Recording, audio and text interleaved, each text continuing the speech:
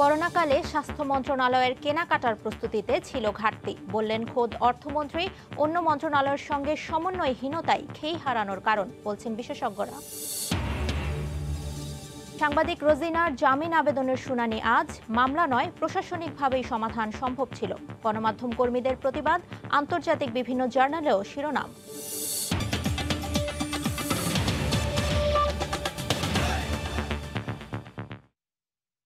ভোরের সময় সঙ্গে আছি আমি ফারিহা মারিয়াম। করোনাকালে জরুরি কেনাকাটায় প্রস্তুতিতে ঘাটতি ছিল স্বাস্থ্য মন্ত্রণালয়। খোদ অর্থমন্ত্রী বললেন একথা। বিশেষজ্ঞরা বলছেন অভিজ্ঞতার অভাব, নিজেদের হাতেই সকল ক্ষমতা রাখার প্রবণতা আর অন্য মন্ত্রণালয়ের সঙ্গে সমন্বয়হীনতার কারণেই খেই হারানো স্বাস্থ্য বিভাগ। দরকার ঢেলে সাজানো। রাশেদ লিমনের রিপোর্ট। 500 টাকার গগলস 5,000 টাকা, 2,000 টাকার পিপি 4,000, আবার 5টি সফটওয়্যার কেনা হয়েছে 55 কোটি টাকায়। 4টি ওয়েবসাইট উন্নয়নে ব্যয় হয়েছে 10 কোটি। করোনাকালে স্বাস্থ্য অধিদপ্তরের কেনাকাটায় এমন অনিয়মের চিত্র ছিল নিয়মিত। আবার নিম্নমানের মাস্ক N95 বলে চালিয়ে দেয়া। চট্টগ্রাম মেডিকেল কলেজে 3 কোটি টাকার এমআরআই মেশিন কেনা হয় 9 কোটি টাকায়। এছাড়া হাসপাতালের যন্ত্রপাতি, রিএজেন্ট সহ শত শত অনিয়মের চিত্র গণমাধ্যমে উঠে এসেছে প্রতিদিন।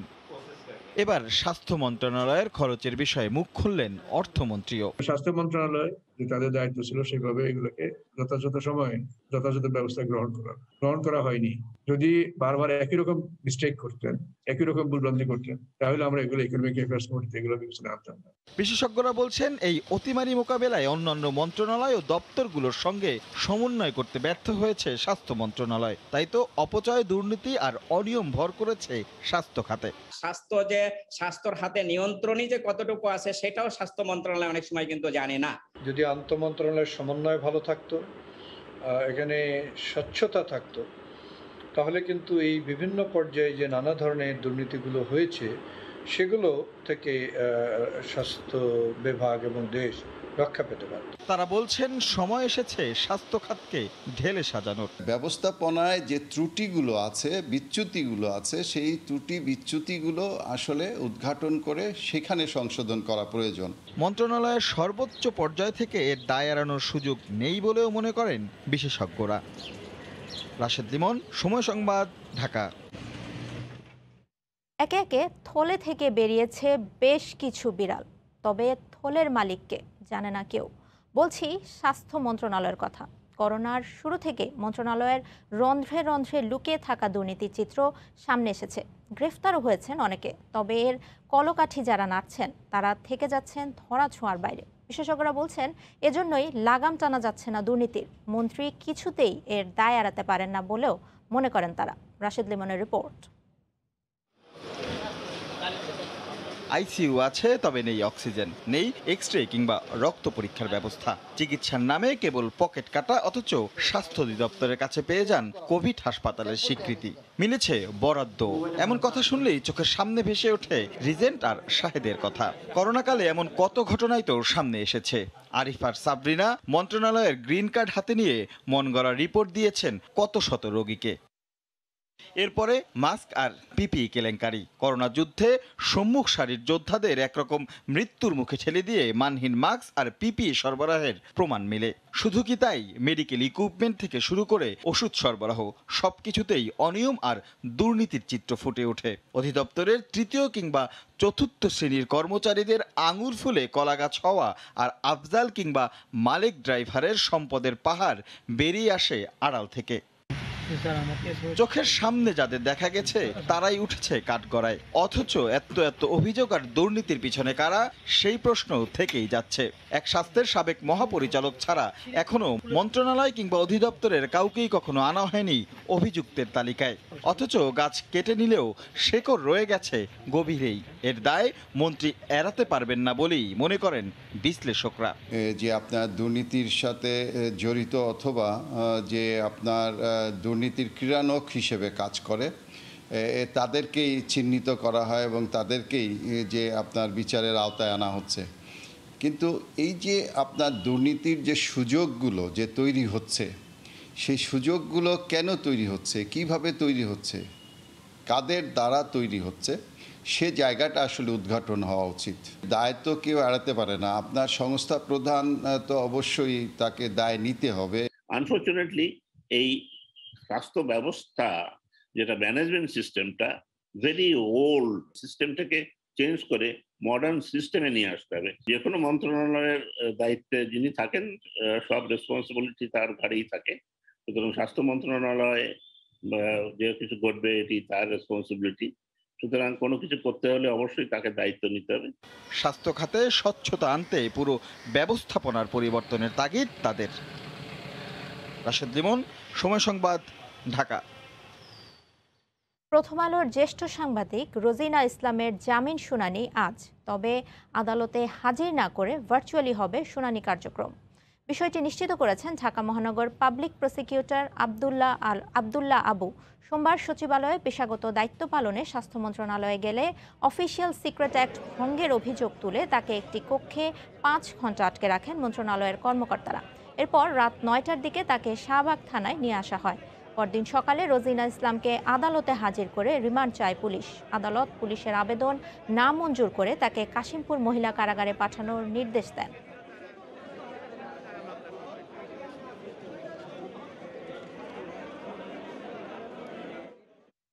সংবাদ সংগ্রহে স্বাস্থ্য মন্ত্রণালয়ে যাওয়া সাংবাদিককে কোনো কারণ ছাড়াই খাটতে হচ্ছে জেল। প্রশাসনিকভাবে সমাধানযোগ্য বিষয়টি গড়িয়েছে আদালত পর্যন্ত। এখানে মন্ত্রণালয়ের অদক্ষতাকে দায়ী করছেন সাংবাদিক নেতারা। এখনো সময় আছে বিষয়টি সমাধানের। আফজাল হোসেনের রিপোর্ট।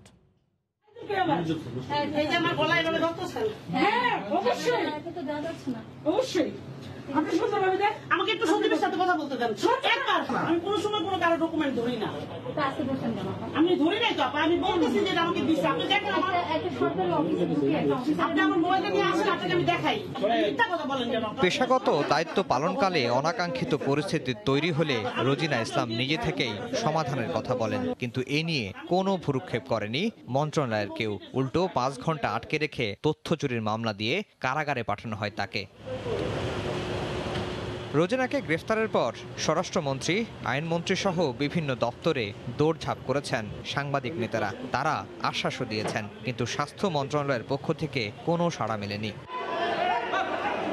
প্রেসক্লাব সভাপতি বলছেন, স্বাস্থ্যমন্ত্রীর অদক্ষতার জন্য এই পরিস্থিতি, দায় নিতে হবে তাকেই। আটকে রেখে কেন তাকে এটা করতে হলো? তাহলে আমি তো বলবো যে ওনার অদক্ষতা। এখানে তার কর্মকর্তা কর্মচারীরা কি করেন তিনি ঠিকমতো জানেনও না।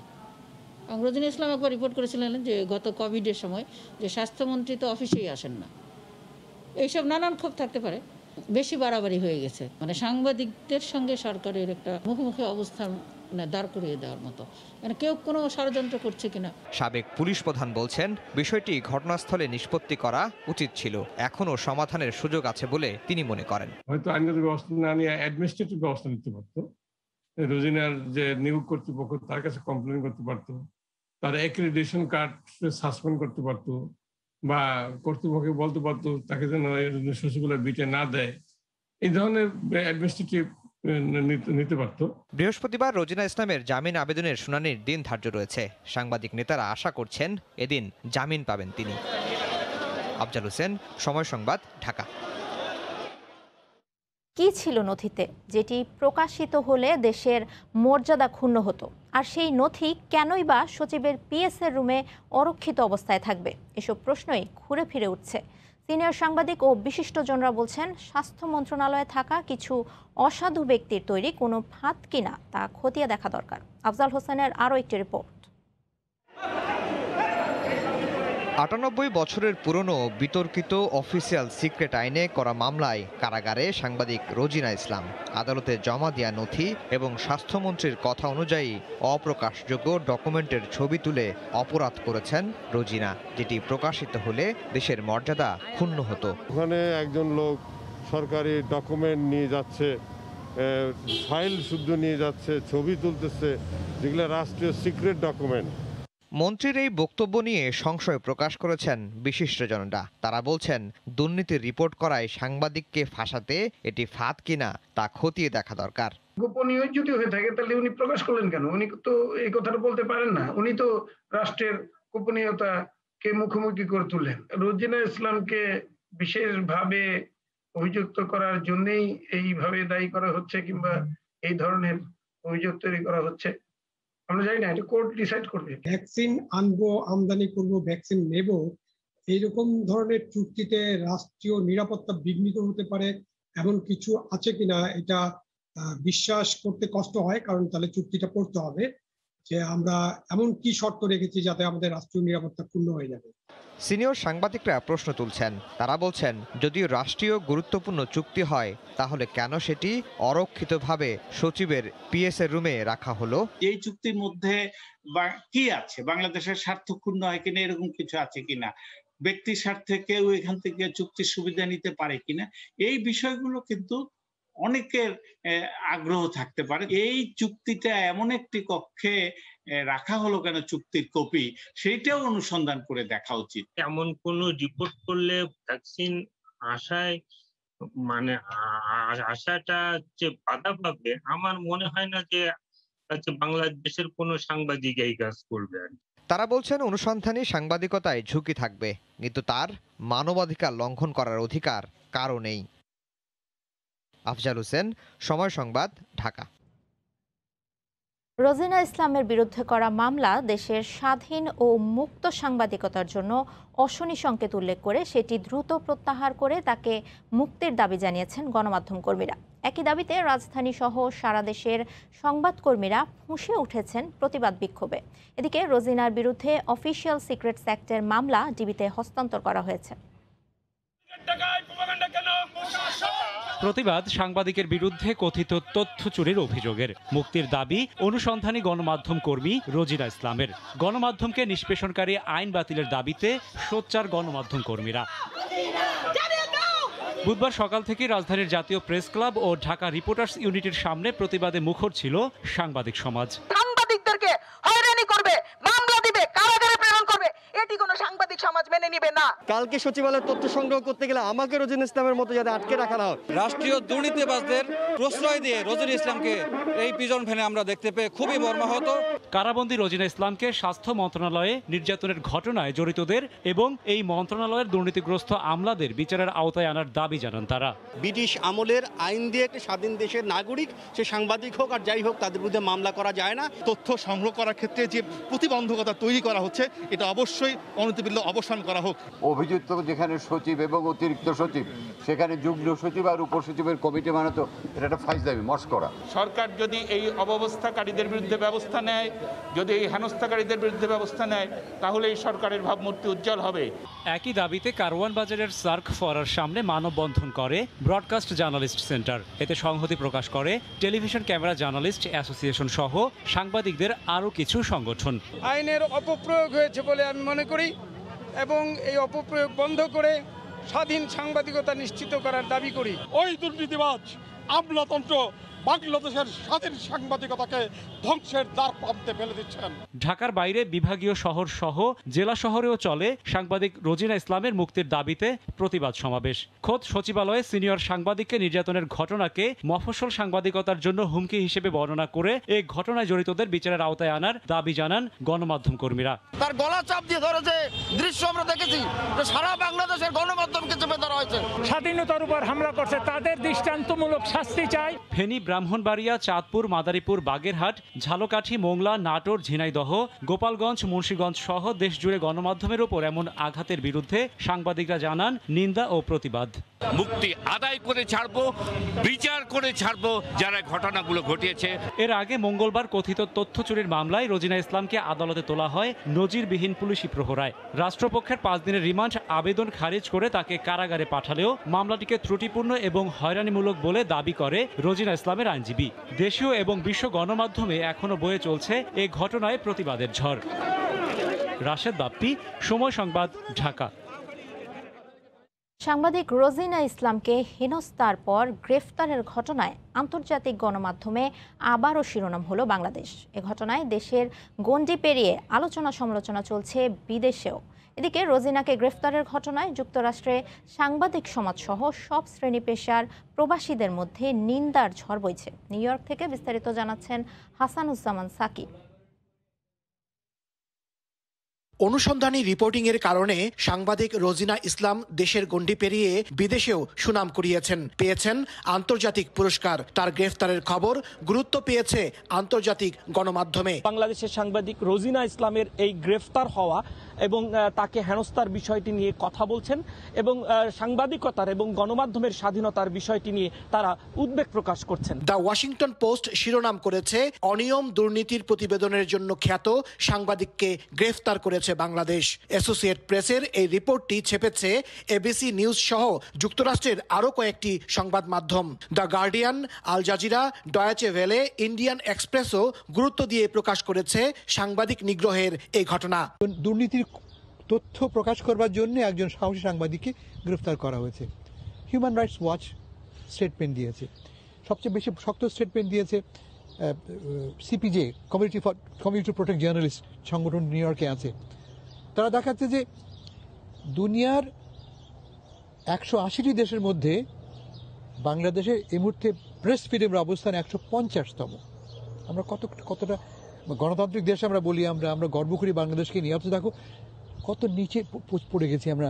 সাংবাদিক রোজিনা ইসলামকে গ্রেফতারের ঘটনায় উদ্বিগ্ন তার প্রবাসী সহকর্মীরাও। প্রবাসী সাংবাদিকরা বলেছেন, রোজিনা তার পেশাগত দায়িত্বই পালন করেছেন, কোনো চৌর্যবৃত্তি নয়। হাসানুজ্জামান সাকি, সময় সংবাদ, মেরিল্যান্ড। দেশে আবারও বেড়েছে করোনায় মৃত্যু ও শনাক্ত। একদিনে মারা গেছেন ৩৭ জন। এদিকে স্বাস্থ্যবিধি ভেঙে ঈদযাত্রায় মানুষের ঢল বাড়িয়ে দিয়েছে তৃতীয় ঢেউয়ের শঙ্কা। এ অবস্থায় সরকারের নির্দেশনা কঠোরভাবে বাস্তবায়নে আইনশৃঙ্খলা বাহিনীর শক্ত ভূমিকার উপর জোর দিচ্ছেন জনস্বাস্থ্য বিশেষজ্ঞরা। এদিকে নিজস্ব প্রয়োজনে ব্যবহারের কথা মাথায় রেখে আগামী অক্টোবর পর্যন্ত টিকা রফতানি বন্ধের ঘোষণা জানিয়েছেন ভারত। রাশেদ বাপ্পির রিপোর্ট। সরকারের পক্ষ থেকে নানা নির্দেশনা, নানা বিধিনিষেধ, তবুও সম্ভব হয়নি ঈদে ঘরমুখী মানুষের ঢল রুখে দেয়া। ঈদ পরবর্তী সময়ে সেই ঢল এখন ঢাকামুখী। সংক্রমণ রোধে দূরপাল্লার বাস যোগাযোগের পাশাপাশি দেশজুড়ে রেল ও নৌপথ বন্ধ থাকলেও থেমে নেই মানুষের স্থানান্তর প্রক্রিয়া। বিকল্প পরিবহনে স্বাস্থ্যবিধির তোয়াক্কা না করেই এমন ঈদ যাত্রা এখন করোনার তৃতীয় ঢেউয়ের শঙ্কার বড় কারণ। সরকার তো ভালো চায়, আমরা তো নিজেদের অমঙ্গল ডাকে আনি। আমরা যদি সচেতন না হই, সরকারের একার পক্ষে এটা মোকাবেলা করা সম্ভব না। কিছু মানুষের এমন অসহযোগিতা ও অসচেতনতার মাঝেও থেমে নেই মাঠের সম্মুখ সারির যোদ্ধা পুলিশ সদস্যরা। উৎসব, আনন্দ কিংবা পরিবারের সান্নিধ্য সবকিছু তুচ্ছ করে 1 বছরেরও বেশি সময় ধরে নিয়মিত দায়িত্বের বাইরে কাজ করছেন সংক্রমণ প্রতিরোধে। কয়েক দফায় সংক্রমণের গতি কমে সেই ফলও পায় বাংলাদেশ। যানবাহন নিয়ন্ত্রণের পাশাপাশি আমরা এটাও দেখতেছি যে মানুষ মাস্ক পরিধান করতেছে কিনা। পুলিশ আসছি যারা, সেই সেবার ব্রত নিয়ে আসছি যে আমরা আসলে দেশের সেবা করব, জনগণের সেবা করব। সরকারের নির্দেশনা বাস্তবায়নে শেষ পর্যন্ত মাঠে থেকে লড়ে যাওয়ার প্রত্যয় পুলিশের। তবে নিজেদের সংক্রমণ মুক্ত রাখাই এখন বড় চ্যালেঞ্জ। বিভিন্ন স্বাস্থ্য উপকরণ যেগুলো আছে এগুলো পর্যাপ্ত পরিমাণে যাতে ফিল্ড লেভেলে একেবারে ফিল্ডে যাতে পৌঁছানো যায়, সেই ক্ষেত্রে এগুলোর পর্যাপ্ত পরিমাণে সরবরাহ করা খুবই জরুরি। এদিকে জনস্বাস্থ্য বিশেষজ্ঞরা বলছেন, তৃতীয় ঢেউয়ের ঝুঁকি রুখে দিতে চলবে না এক বিন্দু ছাড় দেয়া। এক্ষেত্রে জনসচেতনতা বাড়ানোর পাশাপাশি নিশ্চিত করতে হবে আইন শৃঙ্খলা রক্ষা বাহিনীর পর্যাপ্ত স্বাস্থ্য নিরাপত্তামূলক উপকরণ। ফ্রন্ট লাইনারদের অনেকে ফ্যাটিক হয়ে গেছে, শারীরিকভাবে, মানসিকভাবে, অর্থনৈতিক চাপ যেটা সেটা তো আছেই। এই সবগুলো মিলে যদি কোনো প্রণোদনা দেশে দেওয়ার চিন্তা করা হয়, তাহলে অবশ্যই ওরা এটা ডিজার্ভ করেন। হঠাৎ করেই করোনা সংক্রমণ বেড়ে যাওয়ায় চলতি বছরের 14 এপ্রিল থেকে কঠোর বিধিনিষেধ আরোপ করে সরকার। সবশেষ আরও 1 দফা বাড়িয়ে সেই সময়সীমা 23 মে পর্যন্ত নির্ধারণ করা হয়েছে। রাশেদ বাপ্পি, সময় সংবাদ, ঢাকা। আজ থেকে 24 মে পর্যন্ত সৌদিগামী সব ফ্লাইট স্থগিত করেছে বিমান বাংলাদেশ এয়ারলাইন্স। বুধবার রাতে এক বিবৃতিতে দিয়ে এই সিদ্ধান্তের কথা জানিয়েছে সংস্থাটি। সৌদি কর্তৃপক্ষের হোটেল কোয়ারেন্টিন সহ বিভিন্ন শর্তারোপের কারণে এই সিদ্ধান্ত নেওয়া হয়েছে বলে জানানো হয়। সংস্থাটির বিজ্ঞপ্তিতে 20 থেকে 24 মে এই সময় ভ্রমণের জন্য বুকিং দেয়া যাত্রীদের হোটেল বুকিং ও পরবর্তী ফ্লাইটের জন্য কাছাকাছি বিমান বাংলাদেশ এয়ারলাইন্সের যে কোনো কার্যালয়ে যোগাযোগ করতে বলা হয়েছে।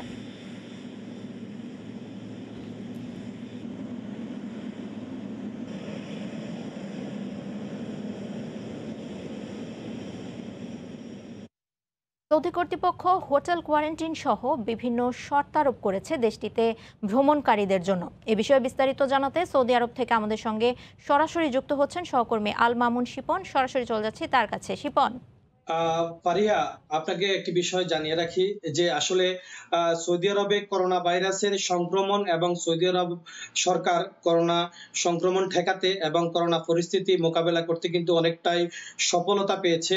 ধাপে ধাপে তারা কিন্তু অনেক ধরনের কার্যক্রম এবং অনেক ধরনের বিধিনিষেধ দিয়ে কিন্তু তারা তাদের দেশকে এবং তাদের দেশের জনগণ এবং এখানে স্থানীয় প্রবাসীদেরকে করোনা থেকে বাঁচাতে সক্ষমতার দিকে এগিয়ে যাচ্ছে এবং করোনা পরিস্থিতি মোকাবেলায় কিন্তু সৌদি সরকার শতভাগ সফলতা অর্জন করেছে বলে আমরা দেখছি। কিন্তু গত পরশু থেকে যে সৌদি সরকারের যে নির্দেশনা দেওয়া হয়েছে, যে আইন জারি করা হয়েছে যে আজ থেকে 20 মে থেকে যারা বাইরের থেকে সৌদি আরবে প্রবেশ করবে তাদেরকে বাধ্যতামূলকভাবে প্রাতিষ্ঠানিক হোটেল কোয়ারেন্টাইন থাকতে হবে বাধ্যতামূলকভাবে নিজ অর্থে। এবং সে বিষয়ে বিমান বাংলাদেশ কর্তৃপক্ষ সৌদি সরকারের সাথে কি আলোচনার ভিত্তিতে না এই বিষয়ে কোনো সিদ্ধান্ত না নিতে পারাতে কিন্তু বিমান বাংলাদেশ এয়ারলাইন্স অফিসিয়ালি জানিয়েছে যে আজ থেকে আজ 20 তারিখ থেকে আগামী 24 তারিখ পর্যন্ত তাদের বিমান বাংলাদেশ এয়ারলাইন্সের সৌদি আরবগামী যতগুলো ফ্লাইট রয়েছে সেগুলো ফ্লাইট তারা শিডিউল পরিবর্তন করে 24 তারিখের পরে করেছে। এতে আসলে এখানে যারা প্রবাসী বাংলাদেশি সৌদি আরব থেকে বাংলাদেশে ছুটিতে অবস্থান করছেন, যাদের আসলে আসার কথা ছিল 20 তারিখ থেকে 24 তারিখের ভিতরে, কিন্তু তারা যদি না আসতে পারে এবং তাদের একামার মেয়াদ ছুটির মেয়াদ যদি না থাকে তাহলে সেক্ষেত্রে কিন্তু তারা অনেক ধরনের ভোগান্তি এবং অনেক ধরনের সমস্যা হতে পারে এবং সে না আসতে পারলে হয়তোবা তার ভিসাটাও ক্যান্সেল হয়ে যেতে পারে। এবং এখানে থাকা স্থানীয় প্রবাসীদের মধ্যে অনেকেই মনে করছেন যে তাদের পরিবার পরিজন ছুটিতে আছে, পরিজন যদি না আসতে পারে সেক্ষেত্রে তার একামা এক্সপায়ার হয়ে যাবে, তার ছুটির মেয়াদ শেষ হয়ে যাওয়ার পরে সে পুনরায় আসতে পারবে না। বিমান বাংলাদেশের এই সিদ্ধান্তের এবং বিমান বাংলাদেশের এই যে ঘোষণা, এটার জন্য প্রবাসী বাংলাদেশিরা অনেক ধরনের সমস্যার সম্মুখীন বারবার হচ্ছে। বিমান বাংলাদেশ কেন এই ধরনের হঠাৎ করে সিদ্ধান্ত নিয়ে কিন্তু প্রবাসীদেরকে অনেক ধরনের সমস্যার সম্মুখীন হতে হচ্ছে। কিন্তু পাশাপাশি আপনি দেখবেন যে অন্যান্য যে এয়ারলাইন্স গুলো রয়েছে, সৌদি এয়ারলাইন্স, কাতার এয়ারলাইন্স এবং এমিরেটস সহ গালফ এয়ার, ইত্তেহাদ, বিভিন্ন যে আদার্স এয়ারলাইন্স গুলো রয়েছে তারা কিন্তু এই ধরনের সিদ্ধান্ত নেয়নি। যে সৌদি সরকারের যে সকল সিদ্ধান্ত সেই সকল সিদ্ধান্ত মেনেই তারা ফ্লাইট গুলো পরিচালনা করছে। আপনি জানেন যে গত 18 তারিখ থেকেই কিন্তু সৌদি সরকার কিন্তু মোট 71টি ডেস্টিনেশনের যে ফ্লাইট পুনরায় চালু করেছে এবং সেই ডেস্টিনেশনের ফ্লাইট গুলো কিন্তু সৌদি আরবে আসছে। এবং সৌদি সরকারের যে আইন এবং আইনের প্রতি শ্রদ্ধা রেখে কিন্তু যারা প্রাতিষ্ঠানিক হোটেল কোয়ারেন্টাইনে থাকার কথা তারা থাকছেন। এছাড়াও এখানে স্থানীয় প্রবাসী যারা রয়েছেন তারা বলছেন কারো ভাই, কারো আত্মীয়, কারো পরিবার পরিজন যারা দেশে অবস্থান করছেন তাদের আসার বিষয়ে কিন্তু যারা সৌদি এয়ারলাইন্সে যাত্রী রয়েছেন বিমান বাংলাদেশ ছাড়াও, কিন্তু তারা মনে করছেন যে বাংলাদেশ সরকার যদি সৌদি কর্তৃপক্ষের সাথে যদি আলাপ আলোচনার মাধ্যমে, আপনি জানেন যে সৌদি আরবে অধিকাংশ প্রবাসী শ্রমিক, সাধারণ শ্রমিক বসবাস করেন। এই সাধারণ শ্রমিকরা যারা ছুটিতে যায় তাদের সাথে কিন্তু ফিরে আসার সময় অর্থ থাকে না, তাদের সেই অর্থ সংকট থাকার কারণেই কিন্তু তারা সৌদি আরবে আসার পরে যে প্রাতিষ্ঠানিক হোটেল কোয়ারেন্টাইনের ব্যবস্থা করা হয়েছে সে প্রাতিষ্ঠানিক হোটেল কোয়ারেন্টাইনে থাকার জন্য কিন্তু কমপক্ষে 50 থেকে 55 হাজার টাকা খরচ হবে। যে 7 দিন যদি প্রাতিষ্ঠানিক হোটেলে থাকা হয়, যদি একটি হোটেলে কোনো ধরনের ন্যূনতম যদি সে হোটেলে থাকে সেখানে তার কমপক্ষে পার ডে 200 রিয়াল করে খরচা হবে এবং তার খাওয়া খরচ হবে। এক্ষেত্রে যে 7 দিনে হয়তো বা আমরা একটা প্রাথমিক ধারণা করেছি 50 থেকে 55 হাজার টাকা বাংলা টাকা খরচা হতে পারে। কিন্তু আসার সময় অধিকাংশ প্রবাসীরা কিন্তু টাকা থাকে না, টাকা না থাকার কারণেই কিন্তু সে এখানে এসে অনেক ধরনের সমস্যার সম্মুখীন হবে। এই বিষয়ে যদি বাংলাদেশ সরকার যদি সৌদি সরকারের সাথে আলোচনার ভিত্তিতে যদি হোটেল কোয়ারেন্টাইনের পরিবর্তে যদি যে নিজ নিজ বাসস্থানে যদি প্রাতিষ্ঠানিক কোয়ারেন্টাইন হোম কোয়ারেন্টাইনের ব্যবস্থা করা হয়, সেক্ষেত্রে প্রবাসীরা অনেক ধরনের উপকৃত হবে, প্রবাসীরা অনেক উপকৃত হবে। এখানকার স্থানীয় প্রবাসীরা দাবি জানিয়েছেন বাংলাদেশ সরকারের কাছে যে সৌদি সরকারের সাথে আলোচনা করে যেন হোম কোয়ারেন্টাইনের ব্যবস্থা করা হয় হোটেল কোয়ারেন্টাইনের পরিবর্তে। এই ছিল পারিয়া সৌদি আরব থেকে সর্বশেষ। সৌদি আরবে ভ্রমণের বিভিন্ন শর্তাবলীর সবশেষ খবর জানাতে আমাদের সঙ্গে সেখান থেকে সরাসরি যুক্ত হয়েছিলেন সহকর্মী আল মামুন। মহামারীতে দেশে ফেরা প্রবাসী কর্মীদের জন্য সরকারের 700 কোটি টাকার ঋণ কার্যক্রম মুখ থুবড়ে পড়েছে। কাজ না পেয়ে মানবেতর জীবনযাপন করছেন এদের বেশিরভাগই। কঠিন শর্তের কারণে ঋণ সুবিধা কাজে লাগাতে পারছেন না তারা। ঋণ কার্যক্রমে প্রবাসী কল্যাণ ব্যাংকের সঙ্গে অভিজ্ঞ প্রতিষ্ঠানকে সম্পৃক্ত করার পরামর্শ দিয়েছেন বিশেষজ্ঞরা। প্রসূন আশিসের রিপোর্ট, ক্যামেরায় ছিলেন মিজানুর রহমান। এই যে প্রবাসী ব্যাংকে গেলাম, আমাদের লোন দিব, তাও দিতেছে না, আমরা কি রেমিটেন্স দেশে দেই নাই? করোনা কালে মরিশাস থেকে শূন্য হাতে দেশে ফিরে প্রবাসী কল্যাণ ব্যাংকের দ্বারস্থ হয়েছিলেন নারায়ণগঞ্জের মাসুম। কম সুদে ঋণ সুবিধা দেওয়া হলেও কঠিন শর্তের বেড়াজালে আটকে যাচ্ছেন মাসুমের মতো সহায়হীন প্রবাসী কর্মীরা। যে ব্যক্তির পাসপোর্ট দেয়, এই ব্যক্তির তো আর কিছু লাগার কথা না। পুলিশ ক্লিয়ারেন্স চায়, জমির দলিল, ব্ল্যাঙ্ক চেক তাদের জমা দিতে হইব। এটা কি দেওয়া সম্ভব? নতুন কাজে নামবো, ওই কাজ না করার আগে আমি কিভাবে ট্রেড লাইসেন্স বের করব? ওরা ট্রেড লাইসেন্স চায়।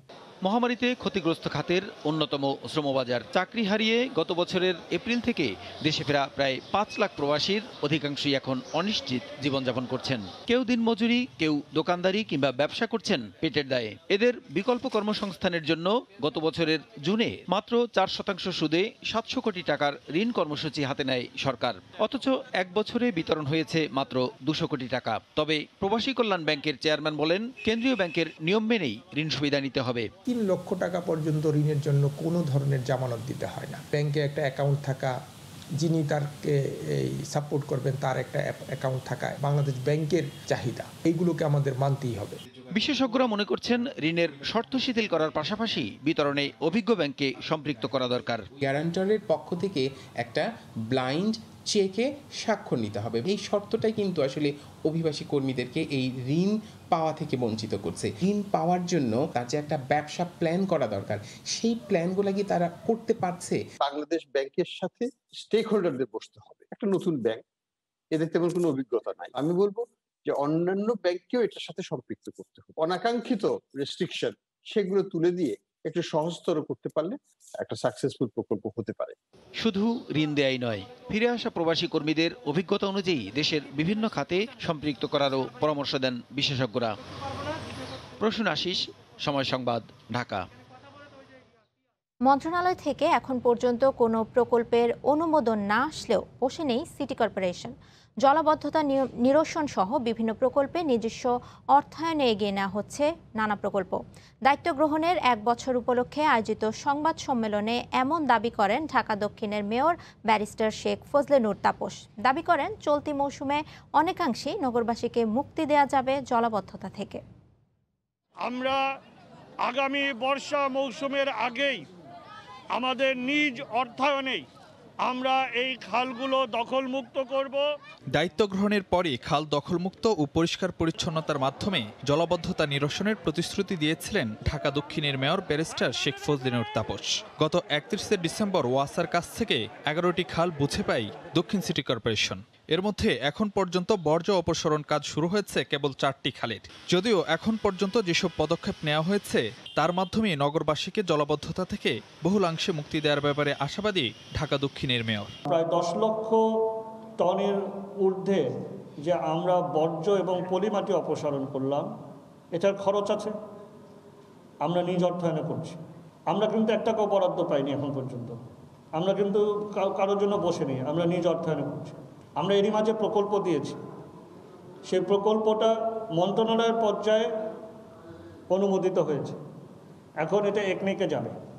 ব্যারিস্টার শেখ ফজলে নূর তাপসের নির্বাচনের প্রতিশ্রুতি সচল ঢাকা গড়ার উদ্যোগ হিসেবে পরিকল্পনা সাজানো হয়েছিল বাস রুট রেশনালাইজেশন কার্যক্রমের। এপ্রিলের মধ্যে পরীক্ষামূলক কার্যক্রম শুরুর কথা থাকলেও এখনও তা বাস্তবে রূপ নেয়নি। করোনা ভাইরাসের দ্বিতীয় ঢেউয়ের কবলে পড়ে আমরা কিছুটা পিছিয়ে পড়েছি, যদিও বা আমাদের প্রস্তুতিমূলক কার্যক্রম আমরা প্রায় শেষ পর্যায়ে নিয়ে এসেছি।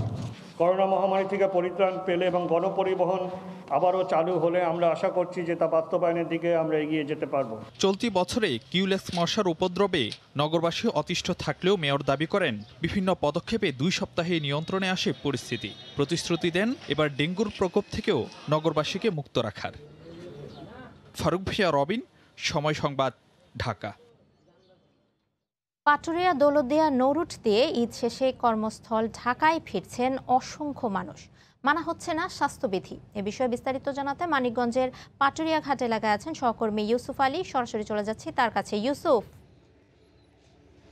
ফারিয়া, তো আসলে পাটুরিয়া দৌলতদিয়া কিন্তু একটা কর্মমুখী মানুষের আসলে চাপ পড়তে শুরু করেছে, তবে এই মুহূর্তে চাপটা একটু কম রয়েছে সকালের দিকটা দেখছি।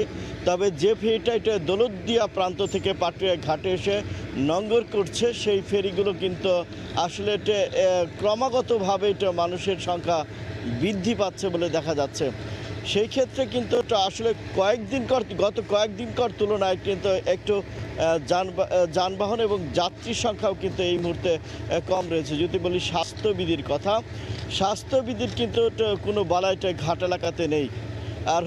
আর একটা বিষয় হচ্ছে যারা শ্রমিক রয়েছে, যেমন যানবাহনের শ্রমিক, বিশেষ করে ট্রাক শ্রমিক এবং যে ছোট যে যানবাহনের সংখ্যা এটা এখন আনাগোনাটা ঘাট এলাকাতে বেশি রয়েছে। এই ছোট যানবাহনের যারা শ্রমিক রয়েছে তাদের মধ্যেও কিন্তু আসলে স্বাস্থ্যবিধি মানা জন্য আসলে যে বিধিনিষেধ রয়েছে তারা কিন্তু বরাবরই তোয়াক্কা করে চলছে। যার কারণে আমি বলতে চাই আসলে যারা ট্রাক শ্রমিক রয়েছে বিশেষ করে তারা কিন্তু শুধু জেলায় সীমাবদ্ধ থাকছে না, তারা জেলার থেকে বিভিন্ন জেলায় আসলে তারা চলে যাচ্ছে এবং মালামাল বহনের জন্য। সেই ক্ষেত্রে কিন্তু তারা বর্ডার এলাকায় টাচ করে, বিভিন্ন এলাকায় যায়। তারপরে পার্শ্ববর্তী দেশ রয়েছে যেটা ভাইরাসের যে ধরনটা রয়েছে তা কিন্তু একদম আতঙ্কজনক, সারা বিশ্বকে তাক লাগিয়ে দিয়েছে। সেই ক্ষেত্রে কিন্তু এই ভয়ানক ভাইরাসের থেকে রক্ষা করার জন্য কিন্তু তাদেরও সচেতন করার দরকার বলে আসলে সংশ্লিষ্টরা মনে করছে। তো সেই ক্ষেত্রে আসলে এই বিষয়ে দেখভালের জন্য বা মাঠ পর্যায়ে জরিপের জন্য অথবা ভ্রাম্যমাণ আদালতের আসলে কিছুই দেখা যাচ্ছে না।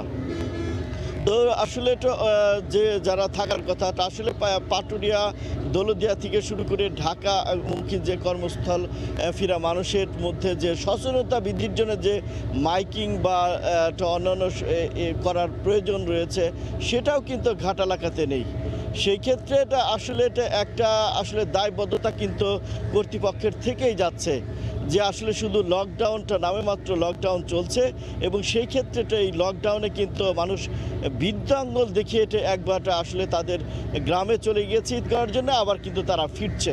সেগুলোতে ফেরার যে ঢলটা আমরা দেখেছি বিগত সময়গুলোতে তা কিন্তু তৃতীয় যে ঢেউ আসলে ভাইরাস সংক্রমণের তা কিন্তু বোঝা যাচ্ছে এবং বিশেষজ্ঞরা কিন্তু তা মনে করছে। সেই ক্ষেত্রে ঘাট এলাকাকে নিয়ন্ত্রণ করার মতো আসলে যে কর্তৃপক্ষ থাকার কথা তা কিন্তু নেই। তবে বিজিবি মোতায়েন করা হয়েছিল, একটা নামমাত্র বিজিবি মোতায়েন করা হয়েছিল বলে এটা বলা চলে। সেই ক্ষেত্রে তাদের কার্যক্রম, তাদের আসলে সেই রকম কোনো অবস্থা তা কিন্তু আমরা দেখিনি। তবে সেই ক্ষেত্রে আসলে যদি বলি যে এই যে ঘাট এলাকাতে যে পুলিশ মোতায়েন ঈদের আগে কিছুটা একটু শক্ত থাকলেও, নজরদারি থাকলেও কিন্তু আসলে এই মুহূর্তে সেটা কিন্তু নেই। আপনাকে যদি একটু দেখায়, একটি ফেরি এসেছে এবং কি সেই ফেরির থেকে আসলে অনেক যাত্রী কিন্তু নামছে। সেইটি ফেরি থেকে কিন্তু সেই যাত্রী কিন্তু সবাই কর্মমুখী হচ্ছে এবং কর্মে তারা যাচ্ছে এবং তাদের চোখে মুখে কিন্তু একটি আনন্দের ছোঁয়া রয়েছে। তারা আসলে স্বজনদের সাথে ঈদ করে আবার চলে যাচ্ছে এবং সেই ক্ষেত্রে কিন্তু তাদের ভিতরে একটি দুঃখেরও বিষয় দেখা যাচ্ছে। কারণটা হচ্ছে স্বজনদের রেখে তারা কিন্তু আবার এইটা ঘাট এলাকা ত্যাগ করছে। সেই ক্ষেত্রে কিন্তু আসলে পাটুরিয়া দৌলতদিয়া এবং আরিচা কাজিরহাট রোডে যে কয়েকটি ফেরি রয়েছে আসলে সব কয়েকটি ফেরি কিন্তু এই মুহূর্তে আসলে চলাচল করছে। আর হচ্ছে যদি বলি যে ঘাট এলাকাতে যে আসলে যানবাহন রয়েছে তার মধ্যে সবচাইতে বেশি যে যানবাহনগুলো দেখা যাচ্ছে তা কিন্তু আসলে ছোট যানবাহনের সংখ্যায় রয়েছে। তবে এই যে বেলা বাড়ার সাথে সাথে আমরা প্রত্যেক দিনই দেখছি আসলে সেই সাথে কিন্তু যে যাত্রীর সংখ্যাটা আসলে বৃদ্ধি পাচ্ছে।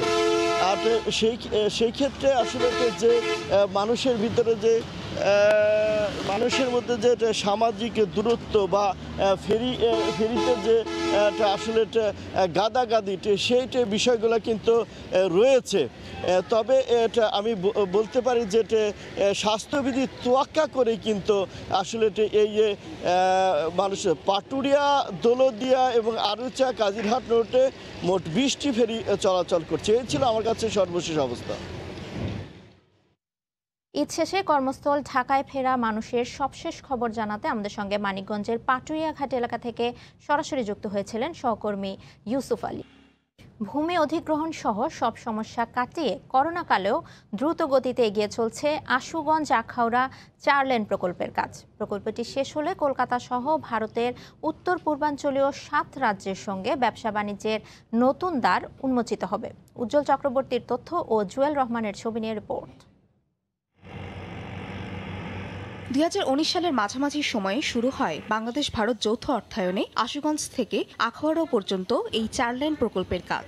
মাঝপথে মহামারী করোনা ছাড়াও ভূমি অধিগ্রহণ, যন্ত্রপাতি ও লোকবল ভারত থেকে আনতে সমস্যা হওয়ায় কাজ কয়েক দফা থেমে যায়। তবে চলতি বছর সমস্যাগুলো কেটে যাওয়ায় করোনার মধ্যেও কাজ চলছে পুরোদমে। সংশ্লিষ্টরা বলছেন প্রকল্পটি শেষ হলে দুই দেশের ব্যবসা বাণিজ্য প্রসারের পাশাপাশি যোগাযোগে নতুন দিগন্ত উন্মোচিত হবে। এই রাস্তাটা যদি তাড়াতাড়ি হয় তাহলে আমাদের এলাকার যে অর্থ বাণিজ্য যোগাযোগ সব দিকে উন্নত হবে। গাড়ি গুড়ি যত কিছু আছে সর্বসমস্যা কোনো সমস্যাই থাকবে না। ভারতের 7টি অঙ্গরাজ্যের ব্যাপক পরিবর্তন হবে এবং ব্যবসায়ী বাণিজ্যের ব্যাপক প্রসার বৃদ্ধি লাভ করবে। প্রকল্প কর্মকর্তাদের মতে প্রকল্পটি দুই দেশের অর্থনীতিতে ব্যাপক ভূমিকা রাখবে। সার্বিক অগ্রগতি হচ্ছে 24%। শুধু ভারত বাংলাদেশ না, এটা অন্যান্য পার্শ্ববর্তী যে দেশগুলোর সাথে আছে সেগুলোর সাথে বাণিজ্যিক সম্পর্ক বৃদ্ধি পাবে। জেলা প্রশাসক জানান ভারতের সঙ্গে বাণিজ্যিক সম্ভাবনা বাড়বে, পাশাপাশি ব্রাহ্মণবাড়িয়ার সঙ্গে রাজধানী ঢাকার যোগাযোগও অনেক সহজ হবে। এই এলাকার জনগণের চলাফেরারও সুবিধা হবে। 4 লেন হাইওয়ে হলে ঢাকা থেকে চট্টগ্রামে যে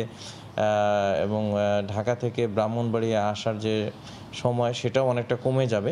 50 কিলোমিটারের বেশি দৈর্ঘ্যের এই প্রকল্পে একটি ফ্লাইওভার, 16টি ব্রিজ ও 3 কিলোমিটার নতুন বাইপাস সড়ক রয়েছে। 2024 সালে প্রকল্পের কাজ শেষ হওয়ার কথা। সময় সংবাদ, ব্রাহ্মণবাড়িয়া। ভোরের সময় আরও থাকছে সাগরে মাছ শিকারে 65 দিনে নিষেধাজ্ঞা শুরু। তীরে নোঙর করা শত শত ট্রলার। দেশের জলসীমায় ভারতীয় জেলেরা ফেলছে জাল। নজরদারি বাড়ানোর দাবি।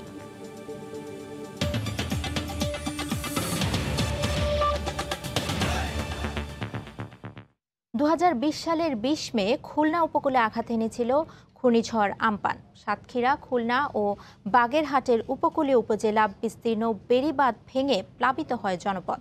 প্রাণহানি না ঘটলেও অসংখ্য গবাদি পশু এবং ফসলের ব্যাপক ক্ষতি হয়। ভেসে যায় এই অঞ্চলের প্রধান অর্থকারী ফসল মাছের ঘের। তরিকুল ইসলামের প্রতিবেদন, ক্যামেরায় ছিলেন আবুল বাশার। সিডর, আইলা, এরপর আম্পান, একের পর এক শক্তিশালী ঘূর্ণিঝড় গত এক যুগে আশ্রে পড়েছে খুলনা উপকূলে। বিশেষ করে খুলনার কয়রা উপজেলা এবং সাতক্ষীরার শ্যামনগর ও আশাশুনি উপজেলা ব্যাপক ক্ষতির মুখে পড়ে। বেড়িবাঁধ ভেঙে প্লাবিত হয় একের পর এক গ্রাম। কয়েক হাজার বিঘা ধানের জমি ও মাছের ঘের ভেসে যায় পানিতে। পরিসংখ্যান অনুযায়ী খুলনা ও সাতক্ষীরার 3টি উপজেলার 80 কিলোমিটার বেড়িবাঁধ ভেঙে যায়। স্থানীয়রা বলছেন গত এক বছরে খুলনা উপকূলে টেকসই বেড়িবাঁধ নির্মাণের যে পরিকল্পনা ছিল তা বাস্তবায়ন হয়নি। যে বেড়িবাঁধগুলো মেরামত করা হয়েছে সেগুলো ঝুঁকিপূর্ণ হয়ে উঠেছে। বাঁধ যদি টেকসই না হয় এবং কাজ না করা হয়, আমরা আবারও আইলার মতন আমাদের জনজীবন আবারও প্লাবিত হয়ে যাবে। কাজের গুণগত মান আলু ফসলের সুন্দর হয়নি। বর্তমান যে বান হচ্ছে, এই বানের সামনে যে গনে আসছে এগোনে ভাসি যেতে পারে।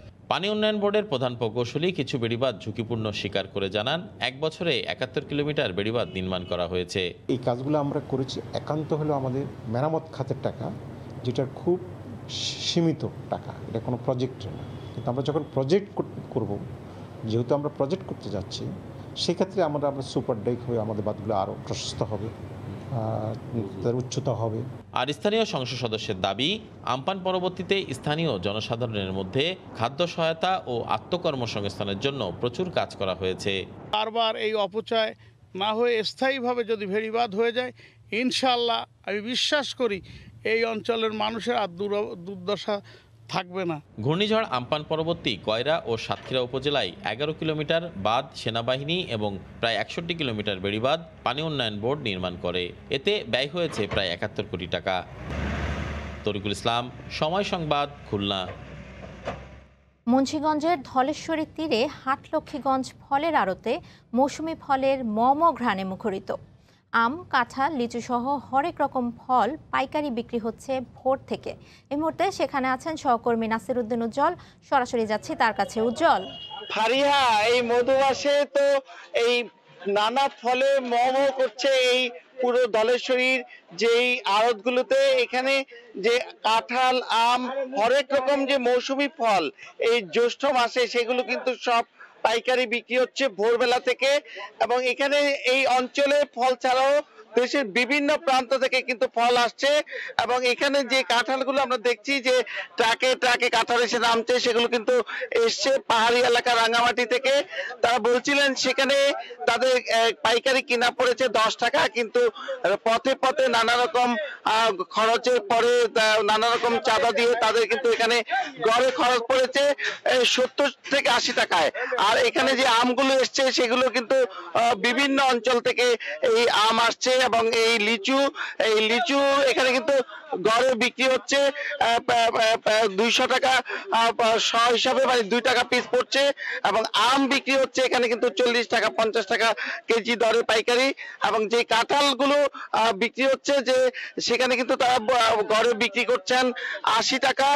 আর এখানে যে তালের শ্বাস সেটি কিন্তু 6 লাখ হয়ে গেছে। তালের শ্বাসে বিভিন্ন অঞ্চল থেকে কাঁচা তাল এসছে, সেগুলো তারা বলছেন যে দাম অর্ধেকের নিচে নেমে এসছে।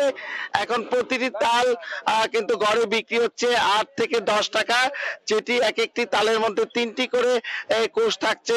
যেই তালের শ্বাস আমরা একটি কোষ হিসাবে ধরি, সেইখানে কিন্তু পাইকারি এক একটা কোষ 3 টাকার কম পড়ছে, যেটি খুচরা 5 থেকে 10 টাকায় বিক্রি হয়।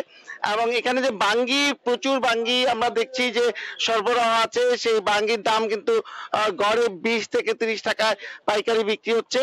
এবং এখানে যে অন্যান্য যেসব মৌসুমি ফল আছে, কলা, তরমুজ, সবকিছু কিন্তু এখানে একদম প্রতিটি আড়তে ভর্তি। এবং আমরা দেখছি ট্রাকে ট্রাকে নানা রকম পাইকারি যে ফল এখানে আসছে এবং সেগুলো নামিয়ে আনা হচ্ছে এবং হাটটাকে বিক্রি হচ্ছে। এই যে ধলেশ্বরী পাশে যে আড়ত, এই আড়তে প্রতিদিন কিন্তু এখন মৌসুমি ফল দিন যত যাচ্ছে ততই কিন্তু সরবরাহ বাড়ছে এবং নতুন নতুন ফল আসছে। নতুন অবস্থায় যে ফলের দাম একটু বাড়তি থাকলেও পরে কিন্তু এই ফলের দাম কমে আসছে, যেটি তারা বলছেন যে আম এবং লিচু সেটির দাম আরো কমে আসবে। এবং কাঁঠাল যে এখন পাহাড়ি অঞ্চল থেকে আসছে, আবার যখন সাভার, গাজীপুর এলাকা থেকে এই কাঁঠালের সরবরাহ হবে তখন দাম আরো কমে আসবে। এবং এখানকার যে রামপালের বিখ্যাত কলা, সেই কলার কিন্তু এখানে কোন রকম পাত্তা নেই। কিন্তু এখানে যে রামপালের বিখ্যাত কলার কোনো খোঁজ না থাকলেও কিন্তু বিভিন্ন অঞ্চলে কলা আসছে এবং সেই কলাও এখানে আমরা দেখছি যে ভরপুর হচ্ছে। এবং এই যে মৌসুমি ফল এবং এই চিকিৎসা বিজ্ঞান থেকে শুরু করে সব ক্ষেত্রে কিন্তু এই মৌসুমি ফল খাওয়ার উপর গুরুত্ব আরোপ করা হয়েছে, যে বিভিন্ন যে মৌসুম সেই মৌসুমে শারীরিক সুস্থতার জন্য এবং আবহাওয়ার সঙ্গে মিল রেখে যে ফল, সেই ফল খাওয়ার জন্য বলা হয়েছে। কিন্তু এখানে যে ফলগুলো আসছে তারা কিন্তু বলছেন এগুলো সব কেমিক্যাল মুক্ত এবং এই যে দেশীয় ফল সেগুলো তারা এখানকার বাগানিরা কিন্তু সরাসরি বলছেন যে এখানে যারা আড়তদার রয়েছেন তারা সরাসরি এই ফল ক্রয় করে এখানে কিন্তু নিয়ে আসেন এবং বাগান থেকে কিনে নিয়ে আসেন। সে কারণে এখানে কিন্তু কোনো রকম কেমিক্যাল দেওয়ার সুযোগ নেই এবং তারা বলছেন যে কোনো কেমিক্যাল ছাড়াই কিন্তু এই ফল পাকানো হচ্ছে। এবং এই কারণে এই যে আড়ত, সে আড়তের কদর অনেক বেশি এবং দেশের বিভিন্ন প্রান্ত থেকে যে বৈচিত্র্যপূর্ণ এই মৌসুমি ফলগুলো আনা হচ্ছে, সেই মৌসুমি ফলের যে গুরুত্ব, সেই গুরুত্ব কিন্তু এখানে অনেক বেশি এই কারণেই। এবং তারা বলছেন যে প্রতিদিন যে ভোর থেকে তাদের বেচা কিনা শুরু হয়ে যায়, এই বেচা কিনা কিন্তু এই সেটি বেলা 12টা পর্যন্ত চলে, কিন্তু ভোরে আজানের পর থেকে যে বিভিন্ন অঞ্চল থেকে এই মালগুলো আসে বা ফলগুলো আসে, সেই ফলগুলো তারা বেচা প্রক্রিয়া শুরু করেন এবং আলো ফুটতে তাদের বেচা কেনা শুরু হয়ে সেটি দুপুর পর্যন্ত চলে। এবং স্থানীয় খুচরা বিক্রেতা ছাড়াও বিভিন্ন অঞ্চল থেকে ক্রেতারা আসেন এখানে ফল কিনতে। তো এই ছিল মুন্সিগঞ্জের মৌসুমী ফলের সর্বশেষ। ফারিয়া। মুন্সিগঞ্জের ধলেশ্বরী তীরের হাটলক্ষ্মীগঞ্জ ফলের আড়ত থেকে আমাদের সঙ্গে সরাসরি যুক্ত হয়েছিলেন সহকর্মী নাসির উদ্দিন উজ্জ্বল। সাগরে ৬৫ দিন মাছ শিকারের নিষেধাজ্ঞায় বালুচরে পড়ে আছে শত শত নৌকা। সরকারি নির্দেশনা মানতেই আগেভাগেই ফিরেছেন উপকূলের জেলেরা। তবে এ সময় অনিশ্চিত জীবনে শঙ্কিত জেলেরা, তাই দ্রুত জেলেদের সরকারি সহায়তা দেওয়ার দাবি জানিয়েছেন মৎস্যজীবীরা। আরও জানাচ্ছেন সুজাউদ্দিন রুবেল। মেরিন ড্রাইভ সড়কের পাশে বালুচরে পড়ে আছে শত শত রঙিন নৌকা। নানা রঙে সাজানো এই নৌযানগুলোকে বলা হয় ডিঙি নৌকা। বাতাসে পথ করে উঠছে নৌকায় টাঙানো রঙিন নিশানা। গভীর সাগরে নয়, উপকূলের কাছাকাছি এই নৌকাগুলো মাছ শিকার করে। কিন্তু সাগরে ৬৫ দিন মাছ শিকারের নিষেধাজ্ঞায় আগেভাগেই ফিরেছেন এসব নৌকার জেলেরা। ৬৫ দিন নিষেধাজ্ঞার জন্য আমরা সব বুট উপরে উঠাই ফেলাইছি, মানে আজ যাবো না, ৬৫ দিন বন্ধ রাখবো। জালগুলো নষ্ট হয়ে গেছে, আর পুরান হলেও থাকবে, না হলেও ঘরের মধ্যে নিয়ে যাবো, এখানে রাখলে পৌঁছে যাবে। বিশাল বঙ্গোপসাগরে মাছ ধরার কোনো নৌযান চোখে পড়েনি। তবে উপকূলের কাছাকাছি দু একটি নৌকা ছিল, তাও উঠানো হচ্ছে বালুচরে। আর নৌকাগুলোতে জাল বস্তাবন্দি করতে ব্যস্ত জেলেরা। তবে সাগরে ৬৫ দিন মাছ শিকার নিষেধাজ্ঞায় তাদের চোখে মুখে রয়েছে অনিশ্চয়তা। বাসা কি করে চালাবো, আর মদরসার খরচা আছে, স্কুল খরচা আছে, তো কিভাবে চালাবো এই চিন্তা আছে। তো আর সরকার তো অনুদান দরকার ছিল, কোনো অনুদান না হয় আর সরকারি ভাবে। আর মৎস্যজীবী জেলে সমিতির নেতার দাবি, নিবন্ধিত অনিবন্ধিত সব জেলেকে দ্রুত সরকারি সহায়তা দেওয়ার। যারা এই কার্ডধারী আছে আর বাদ বাকি অনেক ১,০০০-এর উপরে লোক জেলে আছে, ওরা কিন্তু কিছু পাচ্ছে না। যাতে আপনার মাধ্যমে কিছু আমরা সহায়তা পাই, তাহলে আমরা উপকৃত হব। কক্সবাজার টেকনাফ মেরিন ড্রাইভ সড়কের জেলে পল্লীগুলোতে রয়েছে প্রায় ২,০০০ ডিঙি নৌকা। আর এসব নৌকায় মাছ শিকার করেন অন্তত ১২,০০০ জেলে। সাগরে দাবিয়ে বেড়ানো এসব মাছ ধরার নৌকা এখন সরকারি বিধিনিষেধের কারণে উপকূলে আশ্রয় নিয়েছে। একই সঙ্গে অনিশ্চিত জীবনের শঙ্কায় শঙ্কিত মাঝি মাল্লারা। মাছের জীবন রক্ষা করতে গিয়ে অনেকটাই বিপন্ন জেলেদের জীবন। তাই দ্রুত এসব জেলেদের সরকারি সহায়তার আওতায় আনার দাবি সংশ্লিষ্টদের। সুজাউদ্দিন রুবেল, সময় সংবাদ, কক্সবাজার। ৬৫ দিনের সরকারি নিষেধাজ্ঞা মেনে মৎস্য আহরণ থেকে বিরত থাকার সব প্রস্তুতি নিলেও পার্শ্ববর্তী দেশের জেলেরা অবাধে মাছ ধরে নিয়ে যাচ্ছে বলে অভিযোগ করেছেন পটুয়াখালী জেলেরা। এ ব্যাপারে কঠোর নজরদারির দাবি সংশ্লিষ্টদের। পটুয়াখালী থেকে সুজন দামের ছবি ও মনির হোসেন বাদলের তথ্য নিয়ে রিপোর্ট। সরকারি নিষেধাজ্ঞা মেনে জেলার মৎস্যবন্দর আলিপুর, মহিপুর, শিবাবাড়ি নদীর দুই তীরে নোঙর করা আছে শত শত মাছ ধরার ট্রলার। সাগরে থাকা ট্রলারগুলো তীরে ভিড়ছে, অথচ ভারতীয় জেলেরা বাংলাদেশের জলসীমায় এসে মাছ ধরে নিয়ে যায় বলে অভিযোগ পটুয়াখালীর জেলেদের। ভারতে মাছ ধরে, আর মোরা বাংলাদেশি যাইলে একটাও মাছ ধরতে পারিনি। তারিখ হইতে আমরা মানছি, কিন্তু ভারতের আর মায়ানমারে এরা মানতে আছে না। সাগরও যাইতে পারবো না, মাছও ধরতে পারবো না, আর আমরা মাছ ধরি না, তাহলে আমরা কি কাজ করে খাবো? ঠিক মতন চাল না দেওয়া হয়, না দেওয়া হলে আমরা বউ বাচ্চাকে দিয়ে বাঁচাবো। জালে মাছ না পড়লে পেটে ভাত পড়ে না জেলেদের। মৎস্য ব্যবসায়ীরাও তাকিয়ে থাকেন তাদের দিকে। ব্যাংক থেকে কোটি কোটি টাকা ঋণ নিয়ে মাছ ধরায় জেলেদের সহায়তা করেন আড়তদাররা। তাই এ ব্যাপারে সরকারের সহযোগিতা চান তারা। ব্যাংক থেকে টাকা নিয়ে আমরা জেলেদেরকে টাকা দিয়েছি, সে টাকা আজকে পর্যন্ত কোনো টাকা রিকভারি নাই। আমরা এখন বর্তমানে নিঃস্বর পথে। নিষেধাজ্ঞার এই ৬৫ দিন যাতে কোনো জেলে নদী কিংবা সাগরে মাছ ধরতে না পারে সে ব্যাপারে কঠোর নজরদারির কথা জানালেন নৌ পুলিশের এই কর্মকর্তা। এখানকার জেলেরা যাতে সাগরে মাছ শিকার করতে না যেতে পারে, এজন্য আমরা সদা তৎপর আছি। যদি কেউ সরকারি আইন অমান্য করে তাকে আমরা আইনের আওতায় আনব। ভারতীয় জেলেরা যাতে নিষেধাজ্ঞার এই সময় বাংলাদেশের জলসীমায় ঢুকে মাছ ধরতে না পারে সেজন্য সমন্বিত অভিযান পরিচালনা করার কথা জানালেন জেলার এই মৎস্য কর্মকর্তা। যেহেতু ভারতের নিষেধাজ্ঞা থাকে না, ওদের সাথে আমাদের পার্থক্য আছে ৩৭ দিনের। তো এই বিষয়ে আমাদের নৌবাহিনী, কোস্টগার্ড অভিযান করবে এবং তাদের পুরা কাভারেজে আনার জন্য চেষ্টা করতেছে। একদিকে লকডাউন, অপরদিকে নিষেধাজ্ঞায় বেঁচে থাকা কষ্টকর হয়ে দাঁড়িয়েছে পটুয়াখালীর লক্ষাধিক জেলে পরিবারের। সময় সংবাদ, পটুয়াখালী। ঈদের ছুটি কাটিয়ে ছোট বড় বিভিন্ন যানবাহনে উত্তরবঙ্গ থেকে রাজধানীতে ফিরছেন কর্মজীবী মানুষ। এ বিষয়ে বিস্তারিত জানাতে বঙ্গবন্ধু সেতুর পশ্চিম সংযোগ সড়কের কড্ডা এলাকায় আছেন সহকর্মী রিঙ্কু কুণ্ডু। সরাসরি চলে যাচ্ছি তার কাছে। রিঙ্কু। ধন্যবাদ ফারি। আসলে প্রিয়জনের সাথে ঈদের আনন্দ কাটিয়ে মানুষ কিন্তু ঢাকায় ফিরতে শুরু করছে, আমরা গত কয়েকদিন ধরে দেখছি। কিন্তু আজকে আমরা দেখছি যে মহাসড়কে যানবাহন এবং যাত্রীর চাপ কিন্তু অনেকটাই গত কয়েকদিনের তুলনায় অনেকটাই কম। আমরা এখন দাঁড়িয়ে আছি বঙ্গবন্ধু সেতু পশ্চিম সংযোগ মহাসড়কের কড্ডার মোড় এলাকায়। আমরা ভোর থেকে দেখছি যে বিভিন্ন যানবাহনে করে কিন্তু মানুষ ঢাকাতে ফিরছে, কিন্তু গত কয়েকদিন যে তুলনায় যাত্রীর চাপ ছিল, যানবাহনের চাপ ছিল, সেই তুলনায় কিন্তু আজকে আমরা অনেকটাই কম দেখছি। তারপরে আমরা দেখেছি যে মহাসড়কে যাত্রীবাহী বাস চলাচল করছে নিষেধাজ্ঞা অমান্য করেই। সরকারি নিষেধাজ্ঞা অমান্য করেই উত্তরবঙ্গের বিভিন্ন জেলা থেকে কিন্তু এই দূরপাল্লার যাত্রীবাহী বাসগুলো বঙ্গবন্ধু সেতু হয়ে ঢাকার দিকে যাচ্ছে। অর্থাৎ ঢাকায় যারা কর্ম করে অর্থাৎ কর্মস্থলে যারা ফিরছে তারা কিন্তু এই দূরপাল্লার যাত্রীবাহী বাসে করে ফিরছে। সেই সাথে আমরা দেখেছি যে ট্রাক, পিকআপ, মাইক্রোবাস বা প্রাইভেট কার, মোটরসাইকেল এ সকল ব্যক্তিগত যানবাহনে করেও কিন্তু আসলে মানুষ ঢাকায় ফিরছে। তো আমি একটু বলতে পারি যে এই বঙ্গবন্ধু সেতু পশ্চিম সংযোগ মহাসড়কের এই মহাসড়কের কড্ডার মধ্যে কিন্তু উত্তরবঙ্গ এবং দক্ষিণবঙ্গের প্রায় 27টি জেলার কিন্তু পরিবহন চলাচল করে। কিন্তু আমরা আজকে দেখেছি যে এই মহাসড়কে যানবাহনের চাপ কিন্তু অনেকটাই কমে এসেছে। এবং আমি একটু জানিয়ে রাখি যে এই বঙ্গবন্ধু সেতু পশ্চিম সংযোগ থেকে হাটিকুমরুল পর্যন্ত বেশ কয়েকটি পয়েন্টে কিন্তু মহাসড়কের যানজট নিরসনে হাইওয়ে পুলিশ এবং ট্রাফিক পুলিশের বেশ কিছু কর্মকর্তা কিন্তু গুরুত্বপূর্ণ পয়েন্টগুলোতে কাজ করছে। কিন্তু আজকে মহাসড়কে কিন্তু যানজট না থাকায় তারা কিন্তু আসলে অনেকটা স্বস্তিতে রয়েছে। আমরা কথা বলেছি বঙ্গবন্ধু সেতু পশ্চিম থানা পুলিশের ভারপ্রাপ্ত কর্মকর্তা মোসাদ্দেক আলীর সাথে। তিনি আমাদেরকে জানিয়েছেন যে আজকে এই মহাসড়কে যানজট কম থাকার তারা কিন্তু অনেকটা আসলে স্বস্তিতে রয়েছেন। কারণ আমরা দেখেছি গত কয়েকদিন কিন্তু তীব্র যানজট ছিল, পাশাপাশি যাত্রীদের চাপও কিন্তু প্রচুর পরিমাণ ছিল। সেই ক্ষেত্রে এই যে মহাসড়কে যাত্রীবাহী দূরপাল্লার বাস যেহেতু চলাচল করছে, আমরা জানি যে সরকারি নিষেধাজ্ঞা অমান্য করেই কিন্তু এই যাত্রীবাহী বাসগুলো চলাচল করছে।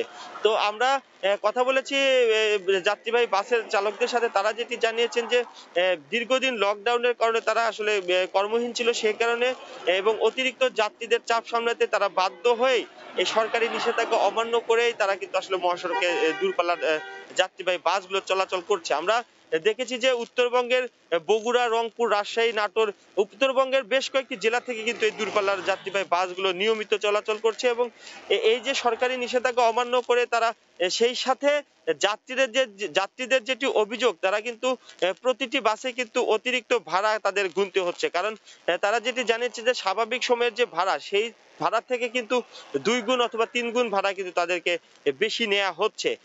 সেই সাথে এই ট্রাক, মাইক্রোবাস, প্রাইভেট কার, মোটরসাইকেলেও কিন্তু আসলে অতিরিক্ত ভাড়া তারা অভিযোগ করেছেন। এবং এই ব্যক্তিগত গাড়িগুলো কিন্তু এখন নিয়মিত ভাড়া করে কিন্তু আসলে ঢাকায় যাচ্ছে। আমরা দেখেছি যে মোটরসাইকেলে কিন্তু মানুষ ভাড়া করে ঢাকার দিকে যাচ্ছে, কিন্তু মোটরসাইকেল অনেকটা ঝুঁকিপূর্ণ। কারণ আমরা দেখেছি যে গতকালকে কিন্তু মোটরসাইকেলের একটি দুর্ঘটনায় 2 জন কিন্তু নিহত হয়েছে এই মহাসড়কেই।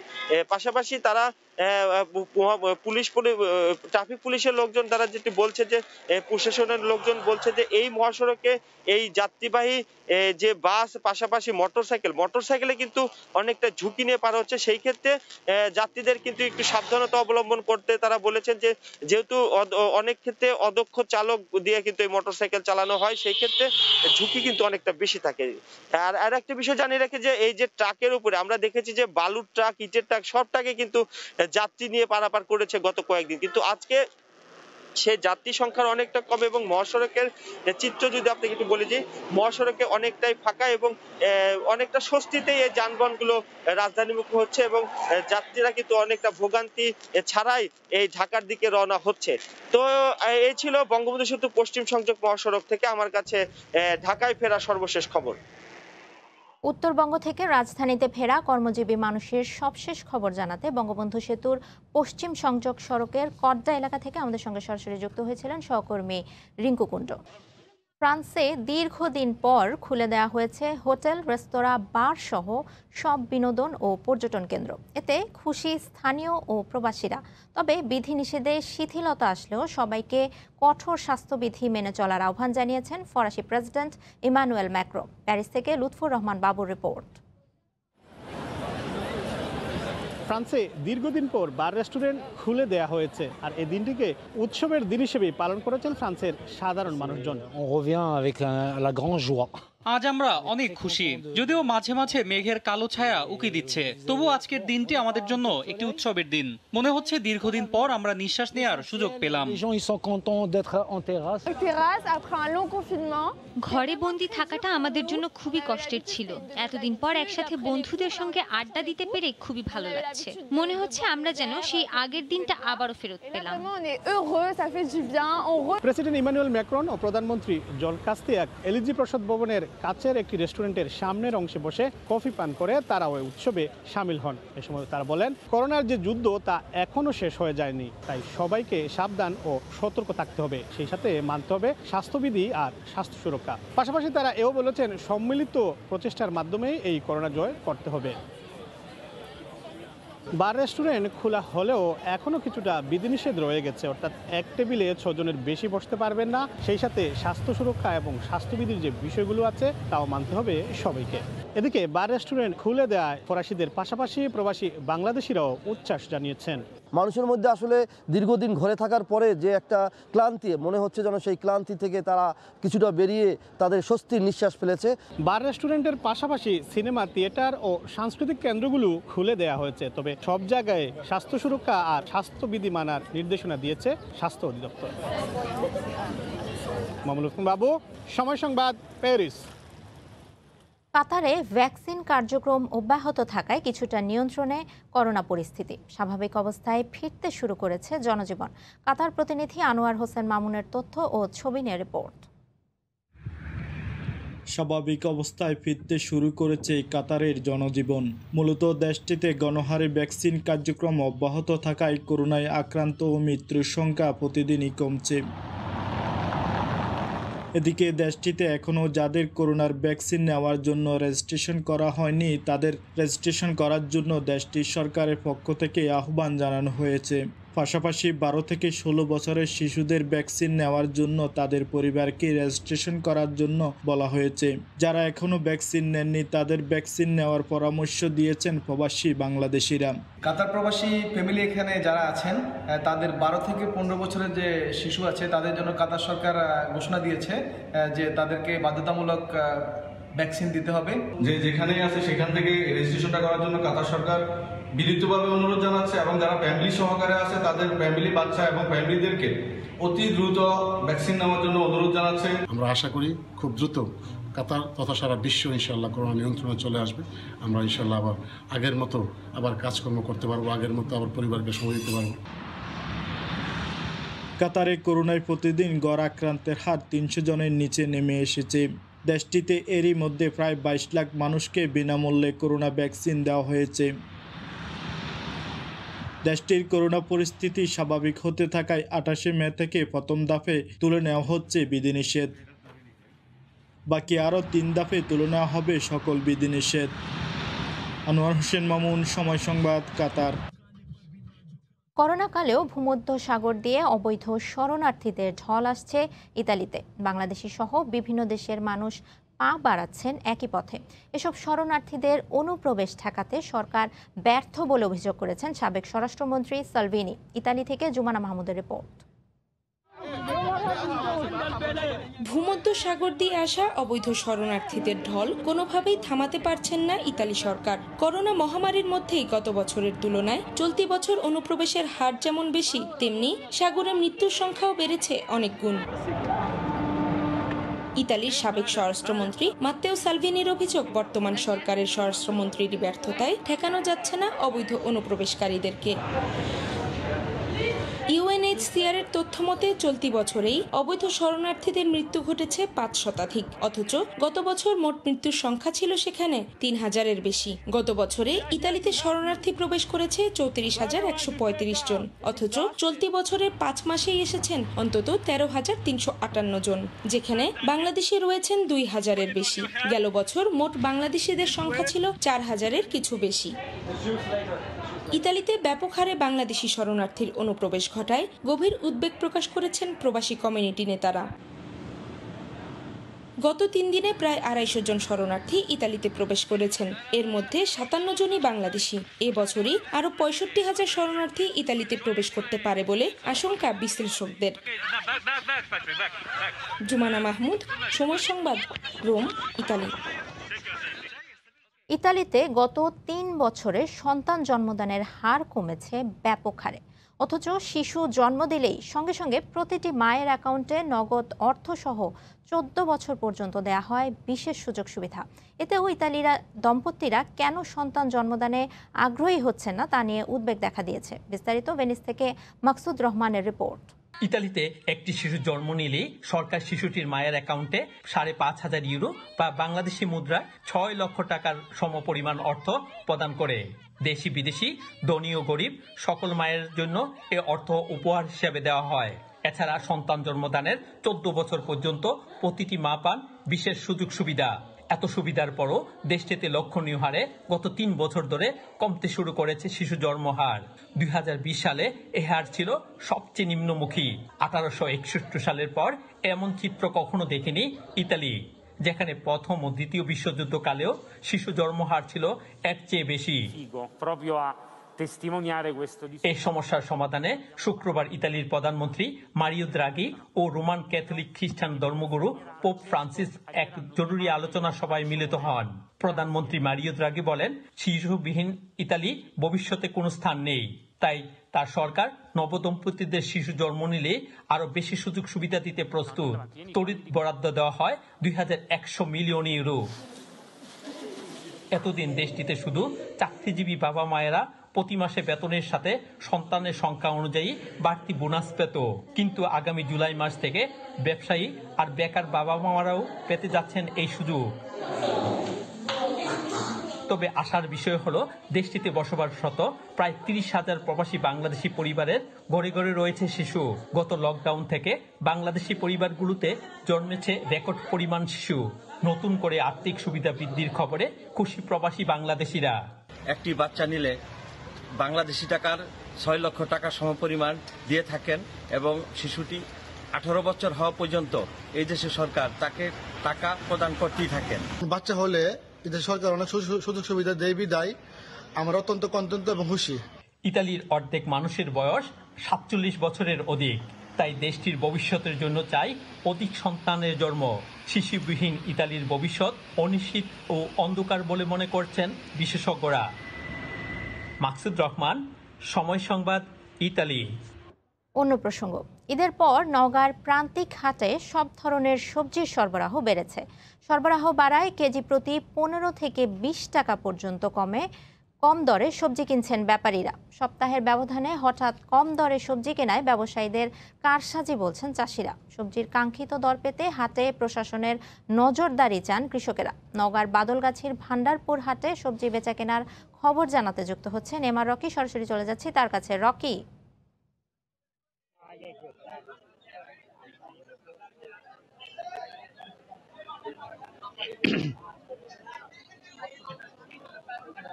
ওকে,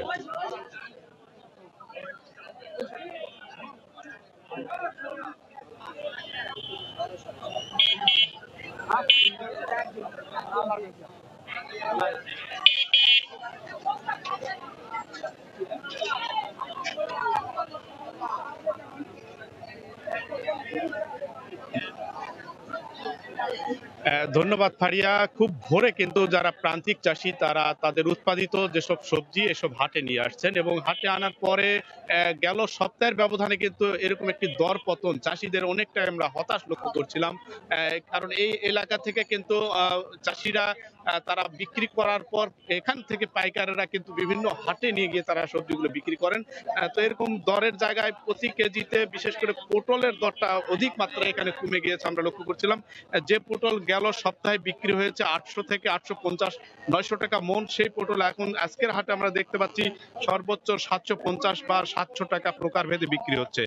কৃষকরা বলছেন এরকম একটি দরের জায়গা কিন্তু একেবারে হঠাৎ দর পতনে কিন্তু কমে যাওয়ার কারণে তারা অনেক ক্ষতির মুখে পড়েছেন এবং এই জায়গাগুলোতে যেটি বরাবরই বলে থাকেন যে প্রান্তিক এসব হাটে কিন্তু ভোর থেকে দূরের পাইকার না আসা স্থানীয় যারা ব্যাপারী তারা কিন্তু এইসব হাটের বাজার ব্যবস্থাটা নিয়ন্ত্রণ করার কারণে কাঙ্ক্ষিত দরের জায়গাটা অনেকটা এখানে পড়ে যায়। এবং এই হাটে আরেকটি বিষয় আমরা লক্ষ্য করছিলাম, যেসব ঈদের আগে বিক্রি হয়েছিল আলু 600 টাকা মন, সেই আলু কিন্তু আজকে হাটে বিক্রি হচ্ছে 450 টাকা। অন্যদিকে বরবটি, লাউ, বিভিন্ন প্রকারের সবজির দরের জায়গাটা কিন্তু একেবারে মন প্রতি 150 থেকে 200 টাকা পর্যন্ত কমে যাওয়ার কারণে কৃষকরা তাদের যে উৎপাদিত বাজার ব্যবস্থা তা কিন্তু অনেকটা হোঁচট খাচ্ছেন। এরকম একটি বাজারের কারণে কিন্তু কৃষকদের যেটা বক্তব্য যে স্থানীয়ভাবে এখানে যারা ব্যবসা করেন তারা নিয়ন্ত্রণ করার কারণে কিন্তু বাজারটা থেকে তাদের দিক থেকে কিন্তু খুব একটা লাভ পান না এবং এক্ষেত্রে ভোর সকাল থেকে বেলা 11টা পর্যন্ত হাটে কেনা বেচা হলেও এইসব হাটগুলোতে কিন্তু অনেকটা অরক্ষিত বলা হচ্ছে, কারণ সরকারের নজরদারি যেসব শাখা রয়েছে তাদের দিক থেকে কিন্তু কোনো নজর নেই। বিশেষ করে হাটগুলো একরকম ব্যবসায়ীদের পুরো নিয়ন্ত্রণে থাকার কারণে দূরের পাইকার নেই এবং স্থানীয় যারা পাইকার তারাই কিন্তু বাজারটাকে একরকম নিয়ন্ত্রণ করেন এবং দরটা তাদের খেয়াল খুশি মতো নেওয়ার কারণে তারা কিছুটা আর্থিক ক্ষতির মুখে পড়েন। তো আমরা একজন এখানকার ব্যাপারীর সাথে একটু কথা বলবো, আজকের বাজারে কত দরে কিনা বেচা চলছে যদি একটু আপনি একটু জানাতেন। আজকের বাজার পটল 750 থেকে 800 টাকা মন, ঈদের আগে ছিল 850 থেকে 900 টাকা মন। ঈদের আগের চেয়ে এখন একটু বাজার কম। কাঁচামরিচ ঈদের আগে ছিল 20 টাকা কেজি, আজকে বাজারে 30 টাকা কেজি। শুধু খালি কাঁচামরিচটার দাম বেশি। বটবটি কালাই 20 টাকা কেজি, আপনি তরই হচ্ছে 10 টাকা কেজি, আর মিলাও 20 টাকা 22 টাকা পিস। বাজারটা ঈদের আগের চেয়ে এখন একটু নরমাল, নিয়ন্ত্রণে আছে। জি, ধন্যবাদ আপনাকে। বলছিলেন এখানকার আজকের বাজার ব্যবস্থাটা, বিশেষ করে এই হাটে কিন্তু বদলগাছি পাশাপাশি জয়পুরহাটের কিছু এলাকা থেকে প্রান্তিক চাষিরা কিন্তু এসব হাটে তারা এই সবজিগুলো তুলে থাকেন এবং এই সবজির ক্ষেত্রে কিন্তু পটলের সরবরাহটা এখন বেশি আমরা লক্ষ্য করছি এবং এই এলাকা থেকে কিন্তু রাজধানী সহ বিভিন্ন জায়গায় এসব পটল তারা সরবরাহ করে থাকেন। তবে স্থানীয় যারা চাষি তারা বলছেন যে সপ্তাহের ব্যবধানে এরকম একটি দর তাদের কিন্তু অনেকটাই আর্থিক ক্ষতির মুখে ফেলেছে এবং তারা যে স্বপ্নটা লালন করেন কাঙ্ক্ষিত একটি ভালো বাজার ব্যবস্থার মাধ্যমে তারা কিন্তু তাদের মুনাফার জায়গাটা নিশ্চিত করার জন্য সবসময় আশা করে থাকেন। তো এইসব হাটে আমরা যে বিষয়টি দেখতে পাচ্ছি যে সবসময় উৎপাদন সরবরাহ যতটা বাড়ে দামের ক্ষেত্রে কিন্তু ততটা এখানে নেমে যায় এবং ব্যাপারীর ক্ষেত্রে যেটা বলছেন যে দূরের ব্যাপারী না থাকার কারণে তারা কিন্তু স্থানীয় যারা ব্যাপারী তাদের দিক থেকে তারা একরকম তাদের মতো করে বাজারটা নিয়ন্ত্রণ করার কারণে কিন্তু এই বাজারটা কিন্তু অনেকটা আর্থিক ক্ষতির মুখে পড়ছেন চাষিরা। তবে জেলা কৃষি বিভাগ বলছে এই জেলায় কিন্তু প্রায় 33,000 হেক্টর জমিতে বিভিন্ন জাতের সবজি চাষ করা হয়েছে। এবছর কিন্তু অনেকটা বালাই কম ছিল, বালাই কমের কারণে কিন্তু ফসলের যে উৎপাদন তা কিন্তু ভালো হয়েছে বলছে এবং ভালো উৎপাদন হলেও কিন্তু বাজারগুলোতে কিন্তু দরের জায়গাটাই সুষম না থাকার কারণে তারা চাষিরা প্রকৃতপক্ষে এই বাজার থেকে অনেকটা বঞ্চিত হচ্ছেন। আরেকটি বিষয় হচ্ছে যে জেলা শহর থেকে মাত্র 20-25 কিলোমিটার দূরের এসব হাটে যেসব সবজির কেনা বেচা হয় তার থেকে কিন্তু অন্তত 20 থেকে 30 টাকা কেজি বেশি দরে কিন্তু ওইসব হাটগুলোতে জেলা শহরের হাটগুলোতে পাইকাররা বিক্রি করে থাকেন। প্রকৃতপক্ষে কিন্তু মুনাফা বা প্রান্তিক যারা চাষি তারা কিন্তু মুনাফাটা পায় না, ভোক্তা পর্যায়ে কিন্তু তারা সব সময় কিন্তু এই ক্ষতির মুখে পড়েন এবং এই জায়গায় তারা যেটা প্রত্যাশা করছেন যে সরকারের যে নজরদারি শাখা রয়েছে মনিটরিং ব্যবস্থাটা যদি নিশ্চিত করা হয় তাহলে কিন্তু তাদের জায়গা থেকে কিন্তু একটা ভালো প্রত্যাশিত দর তারা পাবেন এমন কথাই বলছেন। এবং এরকম বাজার ব্যবস্থার জন্য তারা সরকারকে নজরদারিটা যেন জোরদার করা হয়, এই ব্যবস্থাটা তারা দাবি করছে। তো ফারিয়া, এই ছিল নওগাঁর বদলগাছীর ভান্ডারপুর হাটের খবর সর্বশেষ। নওগাঁর বাদলগাছি ভান্ডারপুর হাটে সবজি বেচাকেনার খবর জানাতে আমাদের সঙ্গে সরাসরি যুক্ত হয়েছিলেন MR রকি। শ্রীলঙ্কার বিপক্ষে ওয়ানডে সিরিজ সামনে রেখে আজ নিজেদের মধ্যে প্রস্তুতি ম্যাচ খেলবে বাংলাদেশের প্রাথমিক স্কোয়াডে থাকা ক্রিকেটাররা। ক্যাম্পে থাকা ক্রিকেটারদের নিয়ে লাল ও সবুজ নামে দুটি দল গঠন করেছে বাংলাদেশ ক্রিকেট বোর্ড। ম্যাচটি অনুষ্ঠিত হবে সাভারের বিকেএসপিতে। লাল দলের অধিনায়ক করা হয়েছে তামিম ইকবালকে, তার সঙ্গে আছেন মুশফিকুর রহিম, লিটন দাস, সাইফুদ্দিন ও মোস্তাফিজুর রহমান। সবুজ দলের অধিনায়ক মাহমুদুল্লাহ রিয়াদ, তার দলে খেলবেন সাকিব আল হাসান, সৌম্য সরকার, আফিফ ও তাসকিন আহমেদ। এই অনুশীলন ম্যাচের পরই ওয়ানডে সিরিজের জন্য চূড়ান্ত দল ঘোষণা করার পরিকল্পনা আছে বাংলাদেশ ক্রিকেট বোর্ডের। 23 মে শুরু হবে 3 ম্যাচের ওয়ানডে সিরিজ। কোয়ারেন্টিনে থাকতে থাকতে ক্লান্ত ক্রিকেটাররা। বায়ুবাবলের বিধি নিষেধের কারণে প্রস্তুতিও ভালো হয়নি জানিয়েছেন পেসার মুস্তাফিজুর রহমান। তবে শ্রীলঙ্কার বিপক্ষে হোম সিরিজ হওয়ায় নিজেদেরকেই এগিয়ে রাখলেন কাটার মাস্টার। সিনিয়র ক্রিকেটাররা না থাকলেও লঙ্কানদের যথেষ্ট ভালো দল বলেও মন্তব্য ফিজের। কোয়ারেন্টাইন আর বায়োবাবল, গত 1 বছর এই শব্দগুলোতেই ঘুরপাক খাচ্ছে ক্রিকেট দুনিয়া। হোটেল আর মাঠ, এই চৌহদ্দিতেই আটকে থাকতে হচ্ছে ক্রিকেটারদের। সাংবাদিক বা সমর্থক তো দূরে থাক, পরিবারের সঙ্গেও দেখা করার অনুমতি পাওয়া যায় না দীর্ঘ সময়। নেই মন মতো ঘুরে বেড়ানোর সুবিধা, মাঝে মাঝে তো বের হওয়া যায় না রুম থেকেও। কারাগারের এই বন্দিত্ব যে কতটা ক্লান্তিকর সেটাই অকপটে জানালেন মুস্তাফিজ। অনুশীলনের ঘাটতিটাও লুকিয়ে রাখেননি। লাস্ট 2 বছর শুধু আমার জন্য না, সব প্লেয়ারদের জন্যই কষ্টকর বায়ুবাবল। IPL আর আমাদের দেশে রুম কোয়ারেন্টাইন দিয়ে আপনার প্রায় আমি 25 দিনে আপনার একটা প্র্যাকটিস আর একটা ম্যাচ খেলছি। আমি আর সাকিব ভাই আমরা দুইজনই এরকমই প্রায় ছিলাম। কালকে তো আমরা প্র্যাকটিস করতে পারি নাই, আজকে করলাম। আরও 2 দিন টাইম পাবো, আল্লাহর উপরে ছেড়ে দিলাম। আর দেখি, চেষ্টা করে দেখি কি হয়। ক্লান্তির কথা বলে তো আর বাস্তবতা থেকে পালানো যাবে না। এর মাঝে থেকেই চেষ্টা করতে হবে নিজেদের সর্বোচ্চ উজাড় করে দিতে। তাই তো যেটুকু সময় পাওয়া যাচ্ছে তার মাঝেই নিজেদের প্রস্তুত করতে হবে লঙ্কাবধের জন্য। প্রতিপক্ষ দলে বড় বড় নামের অভাব আছে, কিন্তু তারপরও দলটাকে থ্রেট বলেই মানেন ফিস। যদিও ঘরের মাঠে দিন শেষে এগিয়ে রাখলেন নিজেদেরকেই। ইন্টারন্যাশনাল খেলতে আসতে সময় আপনার কেউ ছোটখাটো না, আমার মনে হয় আমরা দুইজন ইকুয়াল। টিম তো আমি কোনোটা ছোট দেখি না, সবই টিম। দিন শেষে তো জেতাই লাগবে না। হোমে আমরা বেশি ম্যাচ জিতছি, এটা অবশ্যই আমরা আগে থাকবো। এর আগে সকাল 10:30 থেকে অনুশীলন করে বাংলাদেশ দল। এদিন খুব মনোযোগ দিয়ে উইকেট আর আউটফিল্ড পর্যবেক্ষণ করেন তামিম, মুশি আর সাকিব। পরে সেন্টার উইকেট আর ইনডোরে দীর্ঘক্ষণ ব্যাটিং বোলিংয়ে নিজেদের ঝালিয়ে নিয়েছেন সবাই। আলাদা মনোযোগ ছিল ফিল্ডিংয়েও। নিয়ন মুহাইমিন, সময় সংবাদ, ঢাকা। ঢাকায় এসে 3 দিনের কোয়ারেন্টাইন শেষ করে আজ প্রথমবারের মতো মাঠের অনুশীলন ছেড়েছে শ্রীলঙ্কা ক্রিকেট দল। ওয়ার্ম আপ, রানিং, স্ট্রেচিং এর পর ব্যাটিং বোলিং নিয়েও কাজ করছেন স্কোয়াডে থাকা লঙ্কান 18 ক্রিকেটার। জ্যৈষ্ঠের গনগনে সূর্য মাথার ওপর। ঢাকার তাপমাত্রা 34 ডিগ্রি সেলসিয়াস হলেও অনুভূত হয়েছে 41-এর কাছাকাছি। গরমে নাভিশ্বাস উঠবার কথা, তবে তার মধ্যেও একটা স্বস্তি লঙ্কান ক্রিকেটারদের। 3 দিনের হোটেল কোয়ারেন্টাইন শেষে যে সুযোগ মিলেছে মুক্ত বাতাসে সবুজ মাঠে দাপিয়ে বেড়ানোর। শুরুতেই মিনিট 2-এর টিম মিটিং, তারপরই ওয়ার্ম আপ আর স্ট্রেচিং সেরেছেন লঙ্কানরা। দলগতভাবে দৌড়েছেন একাডেমি মাঠের এ প্রান্ত থেকে ও প্রান্ত। প্রখর রোদে গা গরম করতে বেশি সময় লাগেনি। এরপরেই ভাগ হয়ে গেছেন 3 ভাগে। 3টা নেটে প্রথমেই ব্যাট হাতে নিজেদের প্রস্তুতি সেরেছেন অধিনায়ক কুশল পেরেরা, কুশল মেন্ডিস আর গুনাথিলাকা।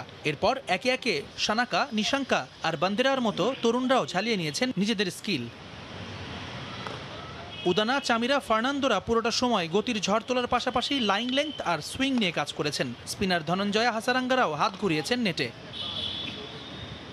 ব্যাটিং বোলিংয়ের ফাঁকে পালা করে ক্যাচিং আর ফিল্ডিংয়ের ধারটাও সানিয়ে নিয়েছেন রাবণের দেশের ক্রিকেটাররা। তবে কোভিডকালে কোনো নেট বোলারের সেবা পাননি সফরকারীরা। 21 আর 22 মে বিকেএসপিতে 2টো প্রস্তুতি ম্যাচ খেলবে অতিথিরা। সেখানেও করোনা ঝুঁকি এড়াতে নিজেদের মধ্যেই ভাগ হয়ে ম্যাচ প্র্যাকটিস সারতে হবে শ্রীলঙ্কা দলকে। জুম্মান সাদিক, জ্যাভলিন, সময় সংবাদ। ভোরের সময়ের শীর্ষ সংবাদ জানিয়ে দিচ্ছি আরেকবার।